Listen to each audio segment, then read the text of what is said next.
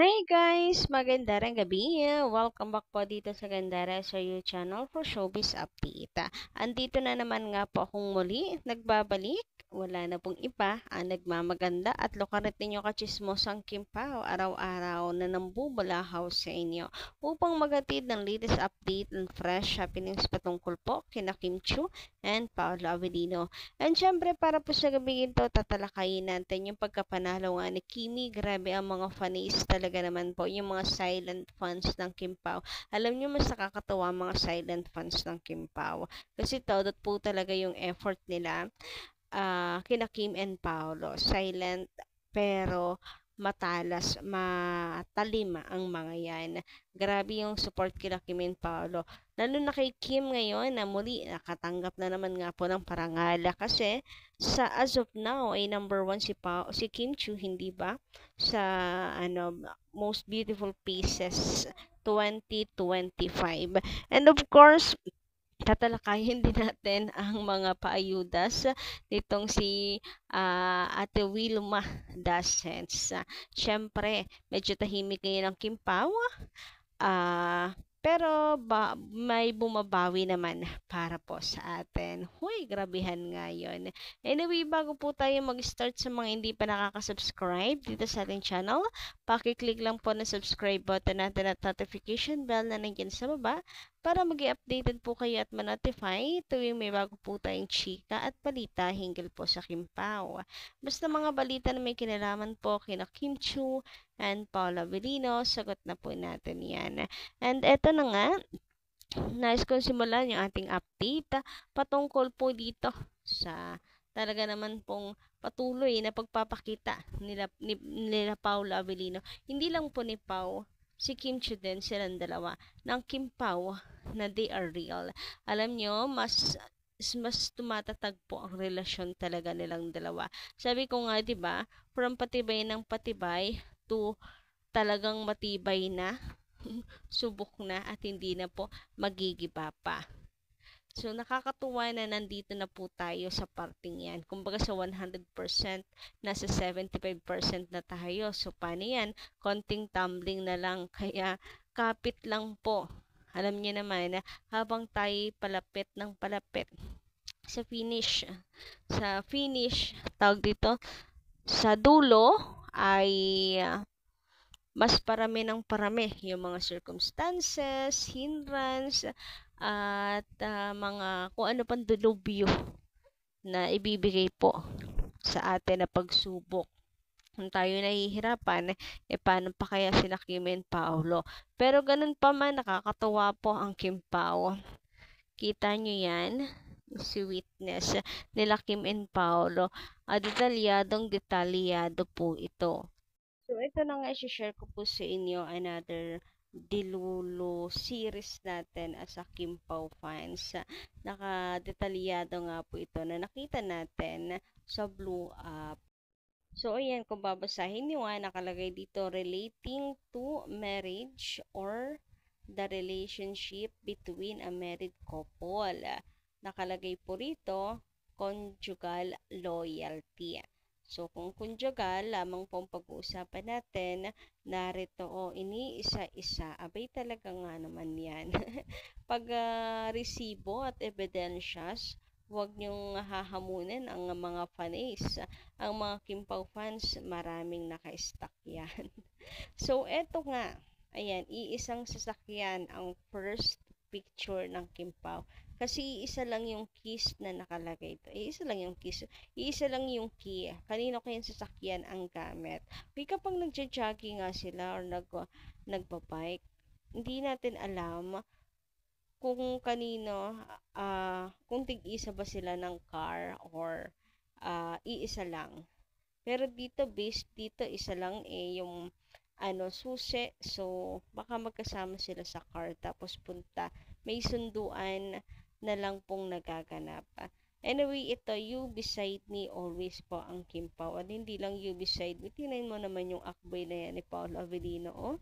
Abay talaga naman ngang, hawak na may karapatan. Ganon. Para ayaw nang ipamigay si Kim. So, eto pa, nakalagay dito, iisang baso. Actually, hindi lang baso. bottle, straw. Abay talaga naman nga.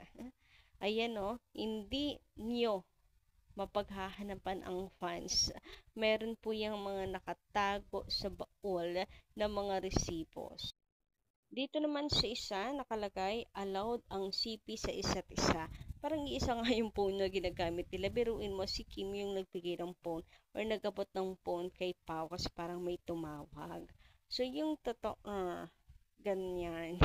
Pala isipan nga naman talaga. Anong meron? Very wifey ang ganap dyan ni Kimi, yung kanyang atake. Grabehan nga yan. Anyway, eto pa. Iisang bag. Lagi pong taga-bitbit si Paolo. Siya lagi, iisa lang yung bag nilang dalawa. Yung cellphone ni Kim, CP ni Kim, tapos isang bag lang. As in, they are one only. Hindi sila kanya-kanya. Isa lang talaga po sila. Oh, ha, napakalinaw po niyan. Anyway, ano po, credit and courtesy dito kay Madam Sherlyn Baleleng's vlog. So, ayan nga daw po, lumilikot na naman daw ang isip niya. Nag-iisip tuloy. Napapaisip naman talaga. Lahat naman po tayo. Talagang lumilikot po ang utak pagdating po sa Kimpaw. Lahat, connect to the dots naman kasi talaga. Wala pong palya. Yung mga sokos nga natin before, yung sabi natin tamang hinala tayo. Pero hindi pala tamang hinala kasi tama ang hinala. Totoo pala talaga. Napapatunayan natin kasi katulad ng nakaraan, si Kim Chi yung umamin tungkol sa bike. Di ba? Hindi daw yun binili niya, kundi bigay lamang yun sa kanya. Kanina ba nag-thank you si Kim sa post niya? Di ba kay Paolo? So, para sa inyong thank you na yon. So, yon dun nga siya sa bike. And wag ka. Grabe yung presyo ng bike na yon. Kung ako po, yung tatanungin, may di ako magbibigay ng ganong kalaking halaga sa friend ko lang.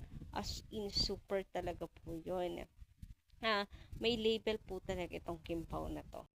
Anyway, muntik na pong mabokya ang mga fans pero buti na lang nandyan po to the rescue. Si Ate Wilma Dasent. Ayan nga po't may payuta.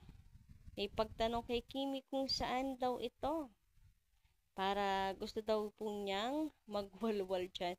Kasama si Mr. Nonchalant, also known as Paul Avellino. Si Mr. Nonchalant, grabehan nga yun. May pahabol na ayuda. Si Madam Wilma, abay talaga namang for the ship sa Kimpaw. Sana sabi ko sa inyo hindi lulubog tong ship natin na to. And kung lumubog ba, abay marunong po akong lumangoy. Abay, ilalaban ko po talaga to ng bonggang-bongga talaga. Ang Kimpaw, hindi ko talaga iiwan po ang Kimpaw no matter what happened. Bumagyo man sa kalagitnaan ng ating biyahe. Anyway, sabi dito na Madam Melenita Catalasan, sana Paolo Avellino, your feelings will Kimi will never your feelings with Kimi will never change. From Paris, France. Congrats, but how about yourself, Kimi? You will be going to be older. You never think of yourself of having a baby. You're 35 years old. Gandara, stop telling about the past. God bless Gandara and Kimpaw. God bless both of you from Paris, France. So, yun na nga. Congratulations, Kimi, dun sa ano mo ha. Sa pangunguna sa Beautiful Faces 2025. Deserve mo yan. Napakaganda naman kasi talaga ni Kim Chu. About naman sa pagiging sa motherhood pace ng buhay ni Kim Chu. So, naabangan ko din yan. Pero, may respeto pa din ako kay Kim Chu. Kung kailan niya nararamdaman yung tamang panahon, yung right timing para sa kanyang motherhood pace of life. For the support pa rin ako. Anyway, sabi naman dito ng Madam Norma Dayag, sana'y hindi ka magbago, Paolo, sa mga sinasabi mo kay Kimi at di na kayo maghihiwalay. We will continue to pray for you and Paolo. that you will not be separated anymore. In God's time, sana'y kayo na forever and ever. Senior na kami from Isabela. At sana'y makita pa namin ang magiging anak nyo. God bless you po. So, yun lang. May orasan din talaga. Lahat naman po nangangarap. Pero in God's perfect time, talaga hindi po natin masabi.